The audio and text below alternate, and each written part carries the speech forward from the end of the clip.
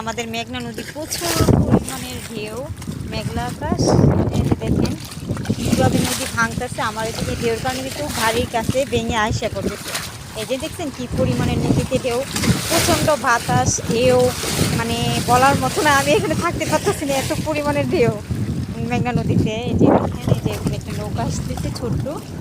অবশ্যই আপনারা জানাবেন, আমাদের এলাকাটা খুব বিশাল নদী আর প্রচুর পরিমাণ ঢেউ হয়, এখানে থাকাটা খুব রিস্কের করে আমাদের নদী ভ্রমণ এলাকা।